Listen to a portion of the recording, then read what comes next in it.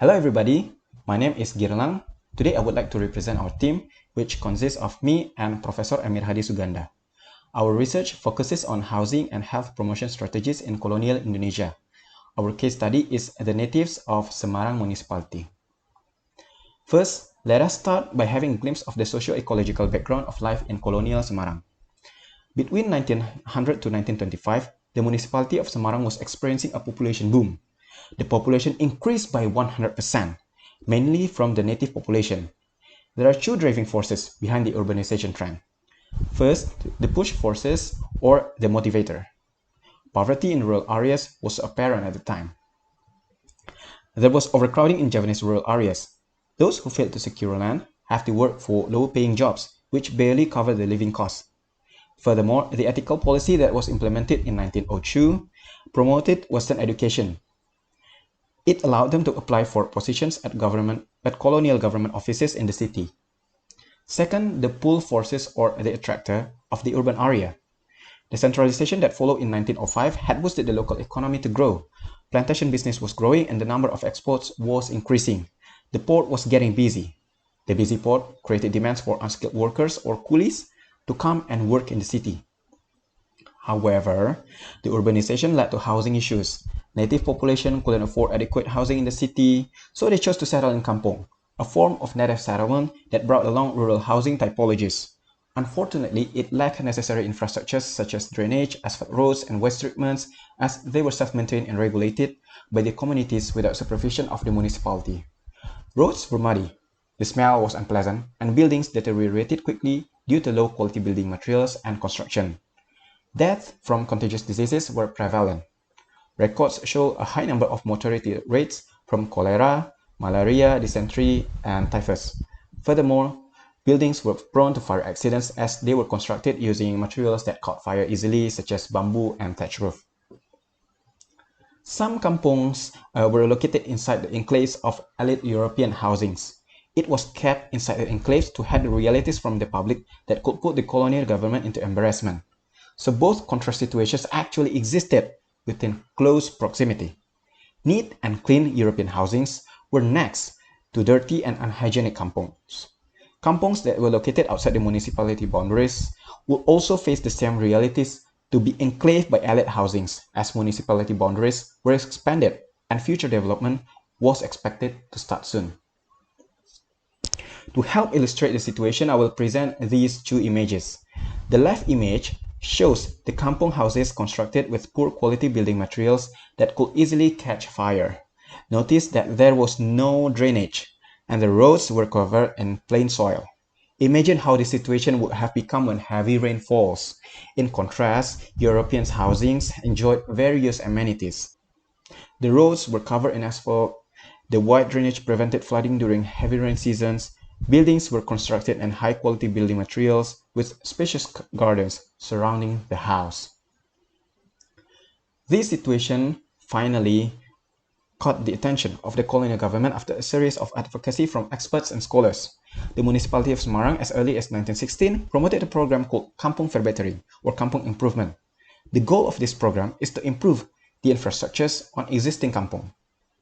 Buildings that were deemed as unhealthy or potentially could transmit disease were labeled with sign plug danger at the front of the buildings. It will be demolished to make way for newer and better housing. The colonial government focused on the engineering aspects, such as building drainage, sanitary facilities, and clean water access.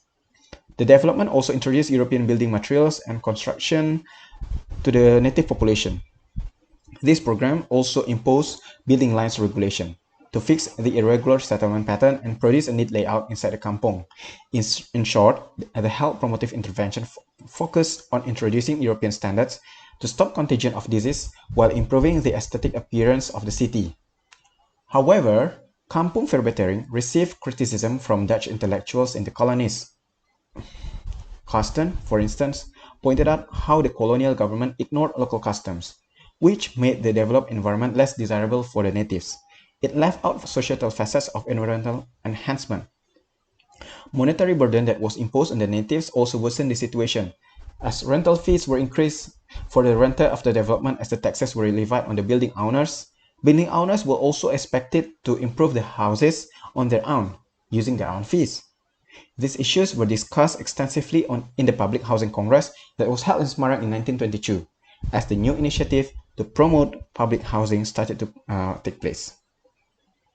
Volk's vesting or public housing to a socio-ecological approach to solve the emerging issues.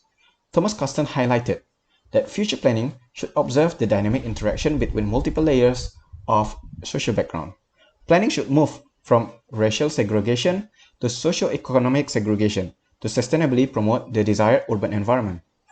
Socio-cultural facets of urban environments should be paid equal attention to physical improvement. During the Volksfesting Congress or the Public Housing Congress in 1922, Karsten noted that blaming the native population for their behavior wouldn't solve the problems. Instead, Karsten wrote that traditional cultural forms should be introduced in the modern house form. Previous attempts failed because it was drawn on the table without looking around the kampong. Local knowledge and practices were essential to successfully develop urban houses that promote healthy behavior. Although Karsten reminded that the new design shouldn't necessarily resemble the traditional design, but should be a continuation of the local heritage. Similarly, Hittians advocated that housing requirements shouldn't be set too high, particularly for the low-income class, so that they could afford their own housings. Health promotion strategies should consider the continuation of the tangible heritage and culture.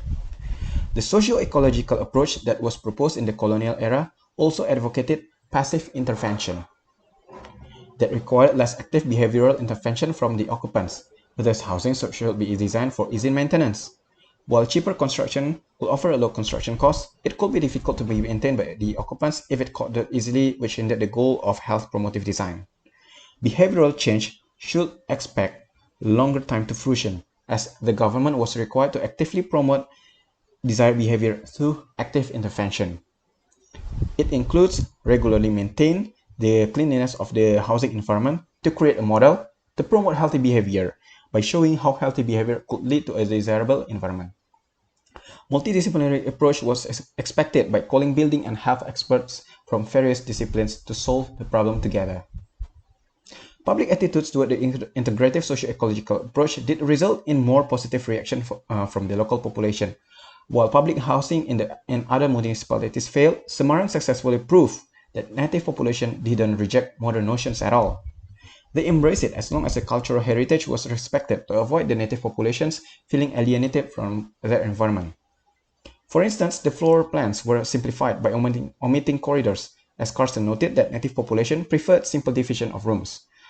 Toilet and bath were combined, unlike previous designs of sanitary facilities that separate the two, because native population did bathing right after bowel movement. As design is taken care of, financial aspects also need to be taken care of. Political will to provide subsidies also were required to help the low-income population to settle and receive adequate housing at an affordable price. Rents were provided as low as possible, and the deficit was covered by the municipality and central government funds. In conclusion, housing constitutes the basic needs of living. It has a significant role in shaping the individuals. Furthermore, the housing environment plays an even more important role in educating the public of the desired attitude. Past scholars and experts highlighted the importance of understanding the local knowledge and lifestyle. Further incorporating traditional architectural features into modern construction methods was necessary, as the architectural form communicates social and emotional values. It helped to resonate with the spirit of the local community to avoid feeling alienated in the new environment or rejecting new values. Financial subsidy was needed to help the low-income population to settle through socio-economic integration.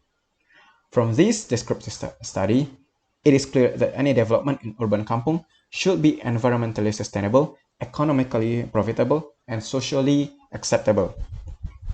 As we reflect on current issues, we can see that similar housing issues still persist with more complex problems. Old developed areas, as well as new developments that enclave kampung and hide them for the sake of aesthetic appearance, still exist. We have to understand that resistance to accepting modernized housing is often rejected due to financial issues and lack of attention to local culture. Contemporary housing problems can be solved through financial subsidy to provide low rent and integrate local customs into the design.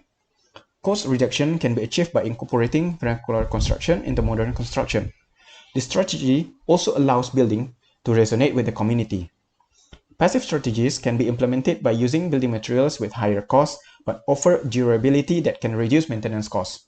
Long-term active intervention from the government is needed to keep the environment clean, which pleases the residents and promotes desirable behavior. Thank you so much for your attention.